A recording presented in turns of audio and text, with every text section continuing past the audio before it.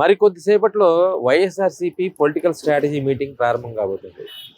YCP అధినేత జగన్మోహన్ రెడ్డి అధ్యక్షతన ఎమ్మెల్యేలు, శాసనమండలి సభ్యులు వీళ్ళందరితో కూడా పొలిటికల్ స్ట్రాటజీ మీటింగ్ని తాడేపల్లిలోని వైఎస్ నివాసంలో ఏర్పాటు చేస్తూ ఉన్నారు. అయితే దీంట్లో ప్రధానంగా ఏంటంటే అసెంబ్లీ సమావేశాలు, అసెంబ్లీలో బడ్జెట్ సమావేశాలు జరుగుతున్న నేపథ్యంలో అక్కడ వ్యవహరించాల్సినటువంటి శైలి ఏదైతే ఎమ్మెల్యేలు కానీ ఎమ్మెల్సీలు కానీ ఎలా వ్యవహరించాలి అనేటువంటి అంశాలను ప్రధానంగా చర్చించబోతోంది.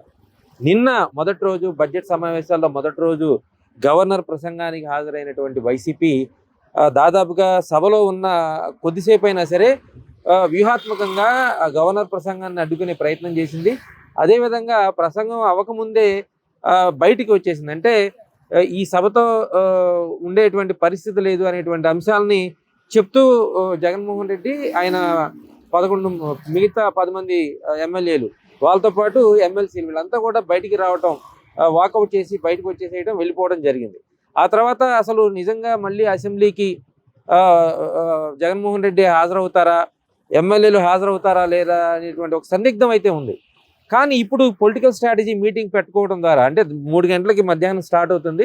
ఈ పొలిటికల్ స్ట్రాటజీ మీటింగ్ పెట్టుకోవడం ద్వారా అంటే రాష్ట్రంలో ఉన్నటువంటి వైసీపీ క్యాడర్ కానీ, అదేవిధంగా నాయకత్వానికి కానీ, ఎమ్మెల్యేలకు కానీ ఎలాంటి దిశానిర్దేశం చేస్తారు జగన్మోహన్ రెడ్డి అనేటువంటి ఒక ఆసక్తికర అంశం అయితే ఉంది. ఎందుకంటే ఇప్పటి వరకు జగన్మోహన్ రెడ్డి అసెంబ్లీకి రారు అనేటువంటి ప్రచారం టీడీపీ చేస్తూ వస్తుంది. అదేవిధంగా అనుకున్న వాళ్ళు చెప్తున్నట్టు విధంగానే వైసీపీ కూడా అసెంబ్లీకి దూరంగా ఉంటూ వస్తుంది.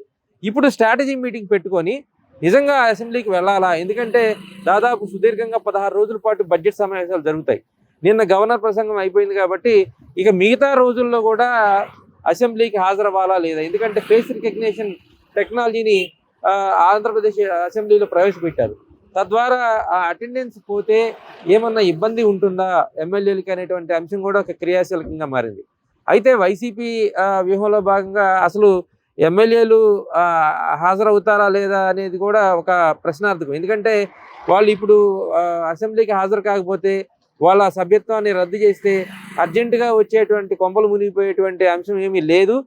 అవసరమైతే మళ్ళీ ఎన్నికలకు వెళ్ళైనా సరే అదే స్థానాలను మనం గెలుచుకోగలుగుతాం అనేటువంటి ఆలోచనతో వైసీపీ ఉన్నట్లు కనిపిస్తుంది. ఈ నేపథ్యంలోనే ఓ పక్కన ప్రభుత్వం కానీ లేదంటే టీడీపీ రాజకీయంగా టీడీపీలో అనుబంధంగా ఉన్న కూటమి పార్టీలు కానీ ఎలా వైసీపీని ఇరుకుని పెట్టాలని ప్లాన్ చేస్తుంటే ఇప్పుడు వైసీపీ స్ట్రాటజీ మీటింగ్ ద్వారా ఏం చెప్పబోతా ఉన్నారు? అసెంబ్లీకి నిజంగా జగన్మోహన్ రెడ్డి హాజరవుతారా, లేదంటే ఆయన ఒక్కరే వెలుపల ఉండి మిగతా ఎమ్మెల్యేలని అసెంబ్లీకి పంపించి పోరాటం చేపిస్తారా, లేదంటే కేవలం మండల్లో మాత్రమే వైసీపీ పోరాటం కొనసాగుతున్నటువంటి ఒక చర్చ జరుగుతుంది.